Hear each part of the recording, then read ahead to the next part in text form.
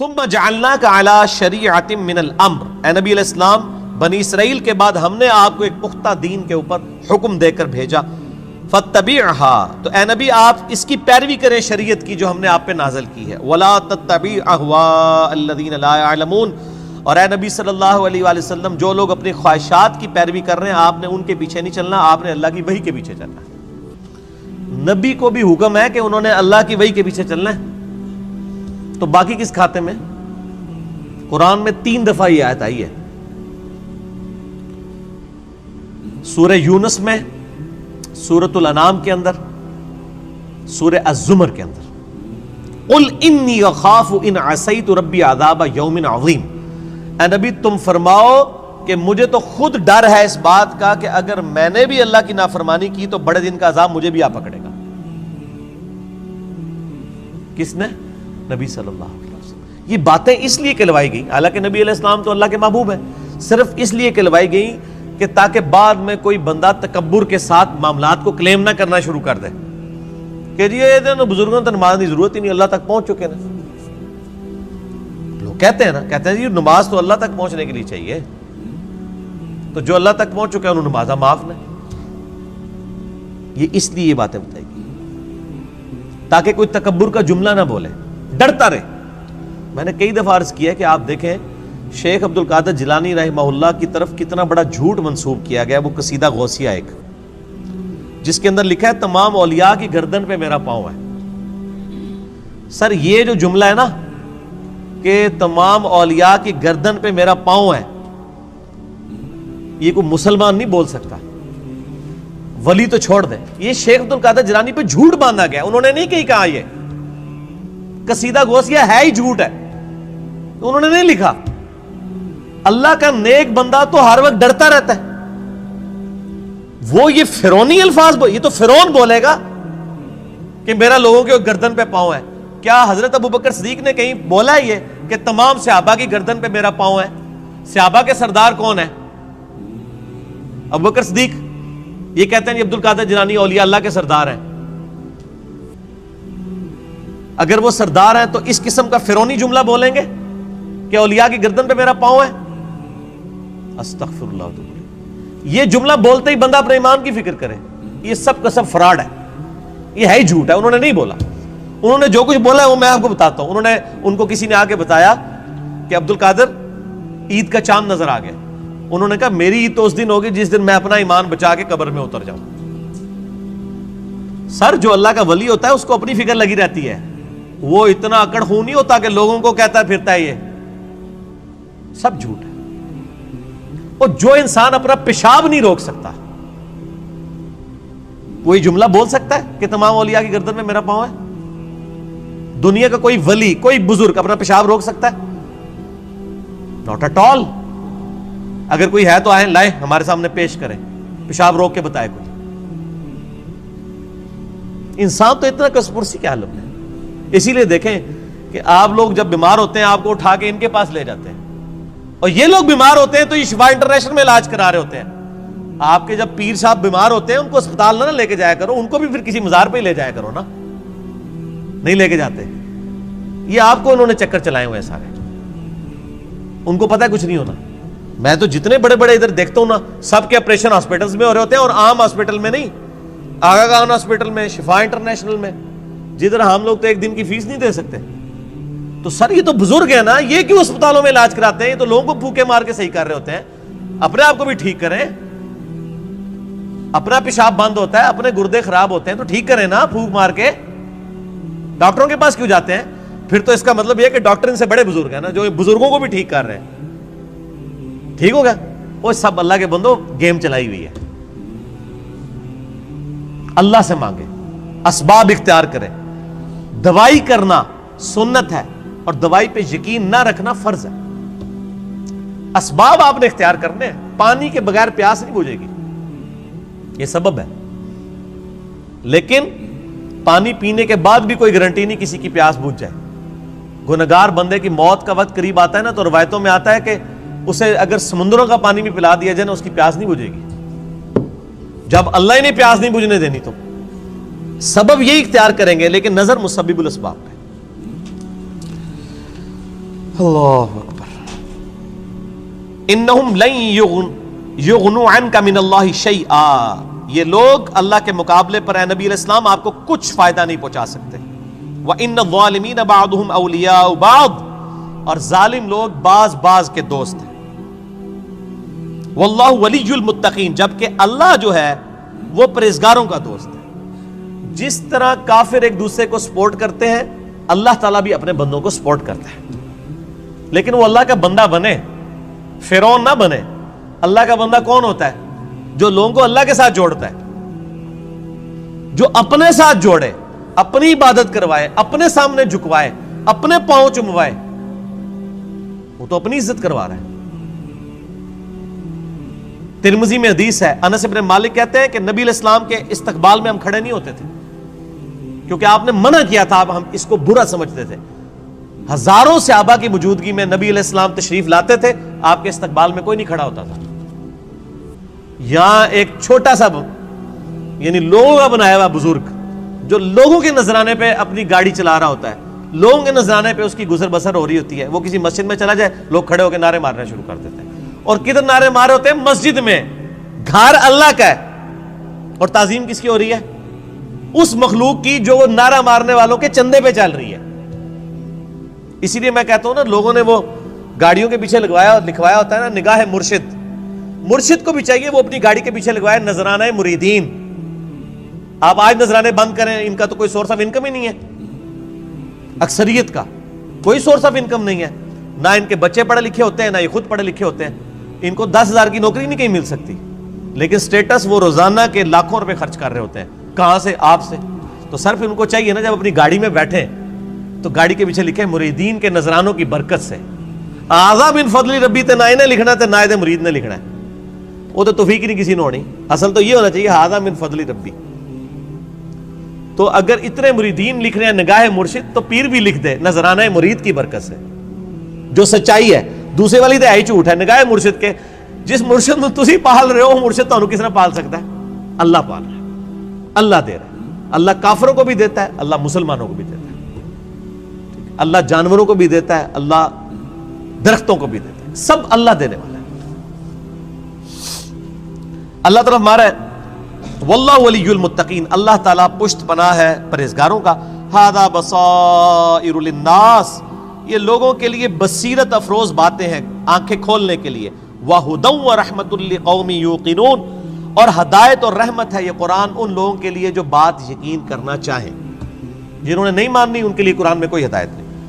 ام حسب الذین اجترحوا السیئات ان نجعلهم كالذین آمنوا وعملوا الصالحات سواء محیاہم ومماتہم، کیا وہ لوگ جو برائیوں کا ارتکاب کرتے ہیں، کیا ہم ان کو ویسا ہی بنا دیں گے کہ جو ایمان لائیں اور نیک اعمال کریں، کہ یکساں ہو جائے دونوں کا جینا اور مرنا؟ نہیں. دنیا میں بھی بادشاہ جو ہوتے ہیں وہ اپنے تابع فرمان بندوں کو نوازتے ہیں، دشمنوں کو سزا دیتے ہیں. تو اللہ تعالیٰ ماتا ہے جو میرے ماننے والے ہیں وہ اور جو میرے نہ ماننے والے ہیں، میرے نافرمان، ان کو میں برابر کر دوں گا؟ ان کی زندگی اور موت برابر ہوگی؟ نہیں. زندگی ہو سکتا ہے کافر کی بہتر ہو، لیکن مرنے کے بعد ایمان والے اور نیک عمل کرنے والے کے لیے آخرت میں اللہ کا انعام ہے. ساء ما یحکمون، کتنا برا حکم تم لگا رہے ہو اگر تمہارے دماغ میں کہیں یہ بات ہے کہ یہ لوگ برابر ہو سکتے ہیں. وَخَلَقَ اللَّهُ السَّمَاوَاتِ وَالْأَرْضَ بِالْحَقِّ، اور اللہ نے آسمان اور زمین کو پرپز فل پیدا کیا ہے. وَلِتُجْزَىٰ كُلُّ نَفْسٍ بِمَا كَسَبَتْ، تاکہ بدلہ دیا جائے ہر جان کو جو اس نے کمایا. وَهُمْ لَا يُظْلَمُونَ، اور کسی پہ ظلم نہیں ہوگا. یہ اللہ نے ایک لائن کے اندر مقصد بیان فرما دیا ہے کہ زمین و آسمان کی پیدائش کا مقصد یہ ہے کہ اللہ تعالیٰ آزمائے گا کون نیک عمال کرتا ہے، اس کے بعد اللہ تعالیٰ نیک عمال والے کو اس کے عمال کا بدلہ دے گا، برے عمال والے کو اس کے عمال کا بدلہ دے گا. اب بڑی سخت آیت آ رہی ہے قرآن حکیم کی، اس ایک آیت پہ گھنٹوں بولا جا سکتا ہے. افرائیت من اتخذ الہہ ہوا، اے نبی صلی اللہ علیہ وآلہ وسلم بھلا تم نے اس شخص کو دیکھا جس نے اپنی خواہش نفس کو اپنا خدا بنا لیا.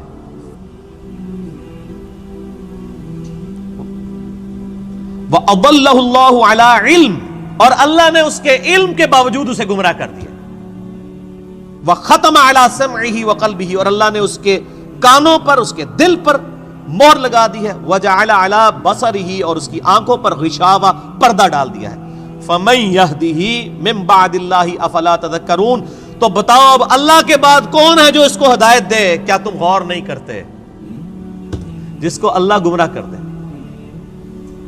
من یہدہ اللہ فلا مضل لہ، جسے اللہ ہدایت دے اسے گمراہ نہیں کر سکتا، ومن یضلل فلا ہادی لہ، اور جسے اللہ گمراہ کر دے اسے کوئی ہدایت نہیں دے سکتا۔ تو اللہ تعالیٰ فرما رہا ہے کہ ایسا شخص جو اپنی خواہش نفس کی پیروی کرتا ہے، تو اگرچہ اس کے پاس علم بھی ہوتا ہے پھر بھی وہ بہرا، اندھا اور گونگا ہو جاتا ہے، حق بات قبول نہیں کرتا، کیونکہ اللہ اسے گمراہ رہنے دیتا ہے کہ اس کے پاس علم تھا، اس کے باوجود اس نے اس علم کا فائدہ نہیں اٹھایا۔ ایک بندے کے پاس علم ہے کہ اگر میں بلڈنگ کے 10ویں فلور سے باہر چھلانگ لگاؤں تو مر جاؤں گا،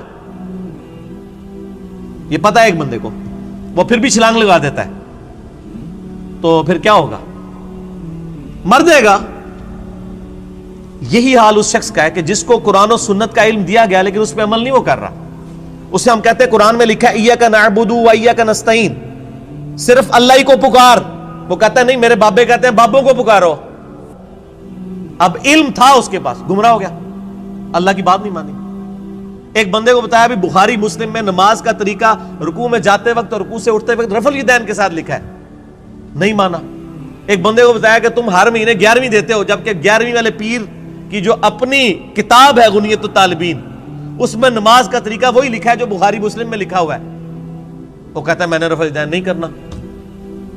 تو ضد کا تو کوئی علاج نہیں ہے۔ یہ وہ لوگ ہوتے ہیں جو علم کے باوجود گمراہ ہو جاتے ہیں۔ علم ہے، اسی لیے ہم اکثر وہ لوگ کہتے ہیں وہ ایڈے بڑے وہ مولویوں کو نہیں پتہ لگا، وہ پاگل نے، تو ہمیں پتہ سمجھ آ گیا۔ تو ان کو بتائیں، آپ جن علماء کہہ رہے ہیں اتنے بڑے بڑے، آپ کے مخالف اپنے علماء کو اتنے بڑے بڑے کہتے ہیں اور آپ کے علماء کو جاہل کہتے ہیں۔ بریلوی دیوبندیوں کو گستاخ رسول کہتے ہیں کہ نہیں؟ تو کیا دیوبندیوں کے علماء علماء نہیں ہیں؟ اور دیوبندی بریلویوں کے علماء کو مشرک کہتے ہیں کہ نہیں؟ تو کیا بریلویوں کے علماء علماء نہیں ہیں؟ سنی شیعہ کے علماء کو، شیعہ سنیوں کے علماء کو، اہل حدیث ان کو، یہ سارے اہل حدیث کو گمراہ کہتے ہیں کہ نہیں؟ ہم کہتے ہیں شاید ساری صحیح کہہ رہے ہو، لگ ایسا ہی رہا ہے کہ آپ اپنے آپ کو کتاب و سنت کے سامنے پیش کرنے کے لیے تیار ہی نہیں ہو۔ اگر کسی کو بات پتہ چلے وہ اللہ کا شکر ادا کرے، جی میرے تک بات پہنچ گئی، مجھے اس سے کوئی غرض نہیں ہے کہ دنیا کیا کر رہی ہے، مجھے صرف اس چیز سے غرض ہے کہ میرے نبی نے کیا مجھے حکم دیا ہے صلی اللہ علیہ وآلہ وسلم۔ اور نبی جو امت کو دے کے گئے ہیں کوئی بابا نہیں دے کے گئے۔ حجۃ الوداع کے موقع پہ کیا فرمایا؟ میں اپنے بعد تم میں 2 چیزیں چھوڑ کے جا رہا ہوں، کیا 2 بابے، 2 مولوی، 2 شیخ القرآن، 2 بزرگ، 2 صوفی؟ نہیں، کہا اللہ کی کتاب، اس کے نبی کی سنت، اس کو پکڑو گے ہدایت پہ رہو گے، اس کو چھوڑ دو گے گمراہ ہو جاؤ گے۔ تو دین تو یہ ہے۔ ایک بندہ آپ کو قرآن سکھا تو رہا ہے لیکن خود قرآن پہ عمل نہیں کر رہا، تو اس کا قرآن کا سکھانا کیا ہے؟ میں آپ کو کلمہ پڑھا کے مسلمان کر دوں، جب آپ مسلمان ہو اور میں آپ کو بتاؤں کہ یہ اللہ کی کتاب ہے، آپ کتاب کھول کے مجھے کہیں گے آپ نے مجھے مسلمان تو کیا ہے لیکن اس کتاب میں جو کچھ لکھا آپ تو اس پہ عمل ہی نہیں کر رہے، تو آپ اس کو کیا یہ کہیں گے کہ میں تمہیں کلمہ پڑھایا اس واسطے میں جو کہوں گا وہی صحیح ہے، یہ کہیں گے یا قرآن کو مانیں گے؟ کلمہ پڑھانا تو اپنی جگہ ہے، بخاری مسلم حدیث ہے اللہ تعالیٰ فاسق سے، بدکار شخص سے بھی دین کا کام لے سکتا ہے۔ اگر کسی نے کسی کو کلمہ پڑھایا یہ اس کی بزرگی کی دلیل نہیں ہے۔ اگر کوئی کہتا ہے آج ڈاکٹر ذاکر نائک نے ہزاروں لوگوں کو کلمہ پڑھایا ہے، بریلوی دیوبندی اس کو بزرگ کیوں نہیں مان لیتے؟ پھر تسی بھی جھوٹ مارنے بند کر دو، 90 لاکھ نو کلمہ پڑھایا ہے، ادو تو 90 لاکھ بادی کوئی نہیں سی۔ اگر آپ نے کلمہ پڑھانے کو کسی کی بزرگی ماننا ہے تو ڈاکٹر ذاکر نائک نے ہزاروں لوگوں کو کلمہ پڑھایا ہے نا، تو کیا بریلوی دیوبندی اور شیعہ مان لیں گے اسے بزرگ؟ تو سر بریلوی دیوبندی اگر اپنے بابوں کو کہتے ہیں اتنوں کو کلمہ پڑھایا تھے، تسی بھی اپنے بوجھے چ رکھو، پھر وہ کہنے کے نہیں جی کلمہ پڑھانے نال کیا ہوتا ہے تے وہ بد عقیدہ ہے نا، تو سر تسی بھی تواڈے کلمہ پڑھانے نال کیا ہوتا ہے، تواڈے بھی اگر بد عقیدہ نے تو کوئی فرق نہیں پڑتا۔ فرق کس سے پڑتا ہے؟ قرآن و سنت سے۔ اللہ کے نبی کے قدموں تک پہنچو، کسی بابے کے قدموں تک نہیں۔ اس لیے فرمایا تم میں 2 چیزیں چھوڑ کے جا رہا ہوں، اللہ کی کتاب، اس کے نبی کی سنت، قیامت تک کے لیے 2 چیزیں، جو اس پہ عمل کرے گا ہمارے سر کا تاج ہے، اور جو عمل نہیں کرتا گستاخ رسول ہے۔ اصل میں گستاخ وہ ہے۔ ٹھیک ہو گیا جی، آگے چلیں۔ اللہ تعالیٰ فرماتا ہے وَقَالُوا مَا هِيَ إِلَّا حَيَاتُنَا الدُّنْيَا، اور یہ لوگ تو کافر کہتے ہیں کہ بس دنیا کی زندگی ہے، نموت وَنَحْيَا، ہم اسی میں مرتے ہیں اور جیتے ہیں، وَمَا يُهْلِكُنَا إِلَّا الدَّهْرُ، اور ہمیں جو ہلاک کرتا ہے نا وہ زمانے کی گردش کرتی ہے، یعنی جب ٹائم پورا ہوتا ہے تو ہم مر جاتے ہیں۔ کوئی یہ زندگی موت کا نظام کسی خدا نے کنٹرول نہیں کیا ہوا، نہ قیامت قائم ہونی ہے، نعوذ باللہ۔ وَمَا لَهُم بِذَلِكَ مِنْ عِلْمٍ، حالانکہ ان کے پاس علم کی رتی بھی نہیں ہے۔ اگر ان کے پاس علم ہوتا تو ان کو پتا چلتا یہ نظام کسی کے بنانے سے بنایا گیا ہے۔ اِنْهُمْ إِلَّا يَظُنُّونَ، بس یہ اٹکل پچو چلا رہے ہیں۔ وَإِذَا تُتْلَى عَلَيْهِمْ آيَاتُنَا، جب ان پہ ہماری آیات پڑھی جاتی ہیں، بینات، روشن آیات، مَا كَانَ حُجَّتُهُمْ، تو یہ کوئی اور حجت نہیں کرتے سوائے ایک حجت کے، إِلَّا أَنْ قَالُوا ائْتُوا بِآبَائِنَا إِن كُنتُمْ صَادِقِينَ، یہ کہتے ہیں اگر تم سچے ہو تو ہمارے مرے ہوئے باپ دادا کو زندہ کر کے لے آؤ۔ ہمارے باپ دادا قبروں سے نکل کے یہ بات ہمیں کہیں کہ نبی اللہ کا نبی ہے، تب مانیں گے، قرآن کو ہم نے نہیں ماننا۔ یہ کافروں کی دلیل تھی، اور یہ ساری کافروں والی روش آج بھی جاری ہے۔ ہم کسی کو بتاتے ہیں نا قرآن میں یہ لکھا ہوا ہے، وہ کہتے ہیں یہ جو قبر میں چلا گیا نا یہ تو کچھ اور بتا کے گیا، تو یہ نکل کے اگر ہمیں کہے، دیکھ لو کافر بھی یہی کہہ رہے ہیں تے پائی اور نہ سی انہوں نے قبرہ تو باہر کاٹ سکنے ہیں، اسی تو وہی دسنا ہے جو اللہ نبی دس کے گئے نے قرآن پاک، اور قیامت تک کے لیے محفوظ صرف اللہ کی کتاب ہے، کسی بزرگ کی تعلیمات بھی محفوظ نہیں ہے۔ اتنے جھوٹ بزرگوں کے اوپر باندھے گئے ہیں، اسی لیے قرآن پاک میں کئی جگہ ہے کہ بزرگ قیامت والے دن خود اپنے ماننے والوں کے دشمن ہو جائیں گے۔ 2.25 ارب عیسائی کہہ رہے ہیں حضرت عیسیٰ اللہ کے بیٹے ہیں، تو حضرت عیسیٰ ان لوگوں کے دشمن بنیں گے کہ نہیں؟ کیونکہ حضرت عیسیٰ کی تو یہ تعلیمات نہیں ہے۔ شیخ عبد القادر جیلانی کی کہیں یہ تعلیمات نہیں کہ آپ کو المدد یا غوث اعظم دستگیر شیئن للہ، کہیں ان کی تعلیمات نہیں، تو شیخ عبد القادر جیلانی دشمن بنیں گے۔ مولا علی علیہ السلام کی کہیں تعلیمات نہیں ہے کہ تم مجھے یا علی مدد کہہ کے پکارو، ان کی تعلیمات یہی ہے ایاک نعبد و ایاک نستعین۔ مولا علی بھی اللہ کو پکارتے تھے، مولا علی کا ماننے والا بھی وہی ہوگا جو اللہ کو پکارے گا۔ تو اللہ تعالیٰ ہے جب یہ حجت کرے تم ان کو کہو قُلِ اللَّهُ يُحْيِيكُمْ ثُمَّ يُمِيتُكُمْ، اللہ تمہیں زندہ کرتا ہے وہی موت دیتا ہے، ثُمَّ يَجْمَعُكُمْ إِلَى يَوْمِ الْقِيَامَةِ، پھر قیامت دن بھی وہ تمہیں جمع کرے گا، لا ریب فیہ، جس میں کوئی شک نہیں ہے، وَلَكِنَّ أَكْثَرَ النَّاسِ لَا يَعْلَمُونَ، لیکن اکثر لوگ اس حقیقت سے ناواقف ہیں۔ اللہ نے فرمایا کہ بھئی یہ بتا دو کہ اللہ میں اور باقی ہستیوں میں یہ فرق ہے کہ وہ زندگی اور موت دیتے ہیں، تو لے آؤ ان کو۔ اللہ کے علاوہ کوئی زندگی اور موت دے سکتا ہے؟ نہیں دے سکتا۔ اگر کوئی کیسا کہتا ہے کہ دے سکتا ہے، اور جناب کس کس قسم کے جھوٹ، یعنی انہوں نے، یعنی وہ جی شیخ عبد القادر جیلانی رحمۃ اللہ علیہ نے ایک ڈوبی ہوئی بارات جو ہے وہ مرنے کے اتنے سال بعد زندہ کر دی تھی۔ اللہ کے بندو توبہ کرو، قرآن پاک میں سورہ انبیاء کا پہلا رکوع ہے، 17واں پارہ پہلا صفحہ ہے۔ نبی صلی اللہ علیہ وآلہ وسلم کو کافر کہتے تھے، تم ہمیں یہ کہتے ہو نا اگلے نبیوں کے یہ معجزے کہ مردہ زندہ کرتے تھے، تم ہمیں مردہ زندہ کر کے بتاؤ پھر نبی مانیں گے۔ تو اللہ تعالیٰ نے فرمایا کہ ان سے فرما دو کہ معجزات اللہ کے پاس ہے، وہ کوئی معجزہ اس قسم کا نہیں۔ نبی صلی اللہ علیہ وسلم نے بھی کوئی مردہ نہیں کبھی زندہ کیا۔ حضرت عیسیٰ علیہ السلام کا قرآن میں ذکر آتا ہے کیونکہ ان کا معجزہ وہ تھا، ہمارے نبی کا معجزہ قرآن ہے، جیسا کہ موسیٰ علیہ السلام کا معجزہ عصا تھا۔ ویسے آپ صلی اللہ علیہ وسلم کے بہت معجزات ہیں بخاری مسلم میں کہ مبارک انگلیوں سے پانی کے چشمے جاری ہو گئے، مبارک دعا سے چاند 2 ٹکڑے ہو گیا، مبارک پسینے سے خوشبو آتی تھی، یہ معجزات ہیں، مردہ زندہ کرنے والا نہیں ہے۔ تو یہ بعد کے لوگوں کے بارے میں آپ کلیم کر رہے ہیں کہ انہوں نے مردے زندہ کیے ہیں؟ آج بھی لیں کسی کو جو کہتا ہے نا مردہ زندہ کر سکتا ہے تو ہم اسے شہید کر دیتے ہیں، اس کی اجازت سے وہ اپنے آپ کو زندہ کر کے بتائے۔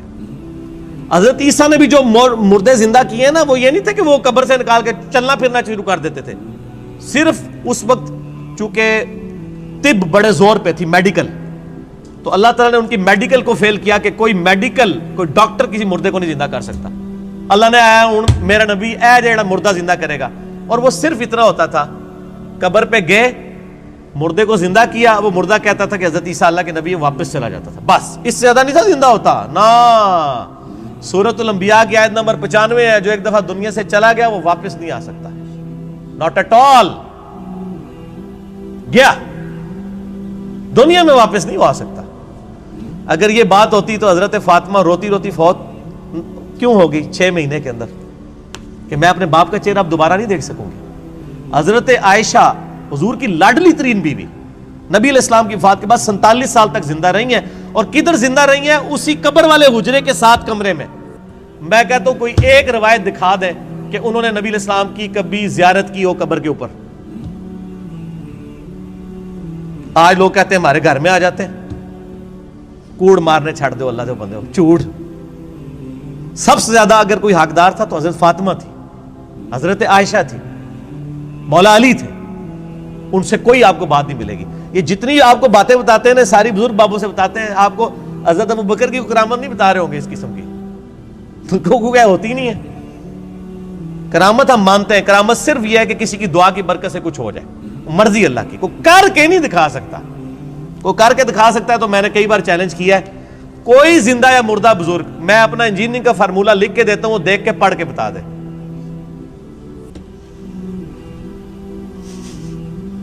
وہ جن کو چیلنج دے رہے ہوتے ہیں وہ کہتے ہیں نہیں یار نہیں پڑھ سکتے ہو. اللہ تو پڑھ سکتا ہے نا, میں اگر کوئی فارمولہ لکھوں اللہ تو پڑھ سکتا ہے نا. اگر آپ مانتے ہیں کہ اللہ ان کو پڑھاتا ہے, اللہ ان کو سب کچھ دے, اللہ دیتا ہے, تو پڑھن نہ پھر. اور میں تو اس سے بڑی بات کرتا ہوں, ان کی آپ نمازیں سنیں, یہ نماز بھی صحیح نہیں پڑھتے ہوتے. میں نے کئی لوگوں کی نمازیں سنی ہیں, نماز غلط پڑھ رہے ہوتے ہیں. ایو النبیوں کو میں نے بتایا نا, ادھر ایک بہت بڑے پیر صاحب تھے جیل میں نام نہیں لیتا. ایک دن میں نے ان کی نماز سنی, ہم وہ بھی شغل ملے میں بیٹھ گئے نماز سنانے کے لیے. نماز میں پڑھ رہے السلام علیکہ ایھا النبیو. مرید ہزاروں ہے جن کو انہوں نے جنت میں لے کے جانا ہے, نماز ایھا النبیو 25-30 بندوں کی موجودگی میں. اور بھی بڑی غلطی تھی, یہ موٹی سی مجھے یاد رہ گئی. میں کہ یہ کیا پڑھ رہے ہیں, وہ بچپن سے نماز یاد کی تھی اسی طرح چل رہی تھی, باقی عین ہا تو ہے ہی کوئی نہیں تھا نا, وہ تو چھڈ ہی دو, وہ تو میں گل ہی نہیں کہ میں زبر زیر کی غلطیاں. ایھا النبیو. اور یہ وہ ہیں جو کہہ رہے ہیں اسی جناب تہاڈا بیڑا تار دینا. نماز نہیں آتی, دعوے. میرے پاس کئی لوگ آتے ہیں نہیں وہ ہمارے سلسلے میں بیعت ہو جائیں. میں نے کہا آپ کا پیر مجھے صرف یہ 17 اذکار جو فرض نماز کے بعد کے ہیں نا وہ مجھے زبانی سنا دے, میں بیعت ہو جاؤں گا. آج تک دنیا کا کوئی پیر سامنے نہیں آیا. 17 اذکار ہیں فرض نماز کے بعد. لوگوں کو کتنے آتے ہیں, 4 یا 5. آیت الکرسی, تسبیح فاطمہ, اللہ اکبر, استغفر اللہ, اللہم انت السلام. تو گنتی مک جانی ہے 5 تو بعد. 17 اذکار لکھے ہوئے گرین کارڈ پہ جو نبی صلی اللہ علیہ وسلم کرتے تھے, دنیا کے کسی پیر کو نہیں آتے. وہ 24 اذکار بلو کارڈ پہ لکھے ہوئے ہیں جو صبح و شام کے اذکار ہیں نبی علیہ السلام کے. کتنی کتنی مشکل دعائیں ہیں بخاری مسلم میں, کسی پیر کو نہیں آتی ہیں. میں اس سے بڑا چیلنج کہتا ہوں یہ دیکھ کے پڑھ کے بتا دیں. یہ اتنی مشکل عربی ہے کہ جس نے پہلی دفعہ پڑھی ہو وہ اس کو ایک دفعہ پڑھ کے صحیح پڑھ ہی نہیں سکتا. ابھی تک تو سارے فیل ہوئے ہیں. تو پھر یہ کہنا کہ ہم لوگوں کو نبی علیہ السلام تک پہنچاتے ہو, تسی آپ تک پہنچے کوئی نہیں ہوئے اللہ دے بندے ہو. نبی علیہ السلام تک وہ پہنچا ہوا ہے جو نبی علیہ السلام کے طریقے پہ ہے, جو آپ نے فرمایا ہے, جو آپ نے وظیفے بتائے ہیں. باقی تو آپ کے خود ساختہ چیزیں ہیں, وہ جس طرح ہندوؤں کے ماننے والے اپنا وہ کرتے ہیں, آپ کے ماننے والے آپ کو سکھا رہے ہیں. نبی علیہ السلام کے ساتھ کوئی تعلق نہیں ہے. نبی صلی اللہ علیہ وسلم جو کچھ دے کے گئے وہ یہ موجود ہے اس میں, وہ اس قرآن کے اندر ہے. باقی سب کچھ آپ کے بابوں نے آپ کو دیا, اس کا دین سے کوئی تعلق نہیں. ٹھیک ہو گیا جی. اور ویسے بابوں کے اوپر کوئی ناراض بھی نہیں ہونا چاہیے, کیونکہ سارے ایک دوسرے کے بابوں کو نہیں مانتے. جب سارے ایک دوسرے کو نہیں مان رہے ہیں تو ہم کہہ رہے ہیں سارے ٹھیک کہہ رہے ہو, کسی کے بھی نہ مانو, ایک بندے کو اپنا امام بناؤ. امام اعظم محمد رسول اللہ صلی اللہ علیہ وآلہ وسلم صلاۃ تسلیما کثیرا کثیرا. ٹھیک ہو گیا.